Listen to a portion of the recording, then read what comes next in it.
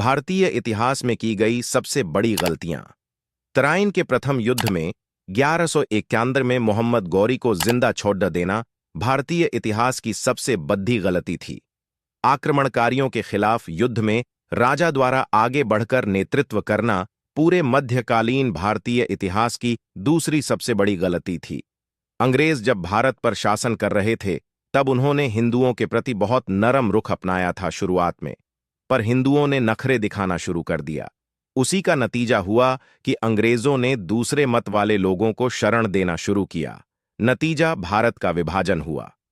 चौथी सबसे प्रमुख गलती थी भारतीय इतिहास की 1947 में देश का विभाजन। यदि मोहम्मद अली जिन्ना को पहला प्रधानमंत्री मान लिया जाता तो देश का विभाजन नहीं होता, और वैसे भी वह थोड़े दिन में मर जाता क्योंकि वह गंभीर रोग टीबी से ग्रसित था।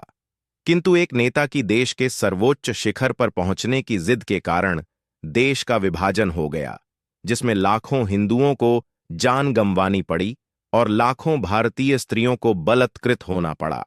तिब्बत पर से अपना दावा छोड़ देना भारतीय इतिहास की पांचवी सबसे प्रमुख गलती थी।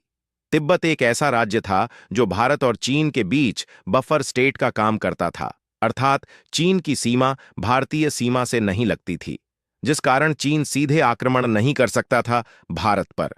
किंतु शांति का कबूतर उड़ाने वाले चाचा ने तिब्बत को चीन को सौंप दिया, जिसका नतीजा हुआ कि चीन आज हमारी सीमा पर चढ़ दौड़ा है।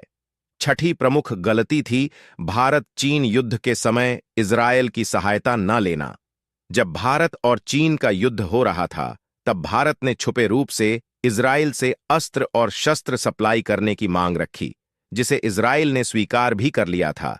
किंतु शांति का कबूतर उड़ाने वाले चाचा का कहना था कि हम सहायता तो लेंगे, किंतु हथियारों पर मेड इन इजरायल लिखा हुआ नहीं होना चाहिए।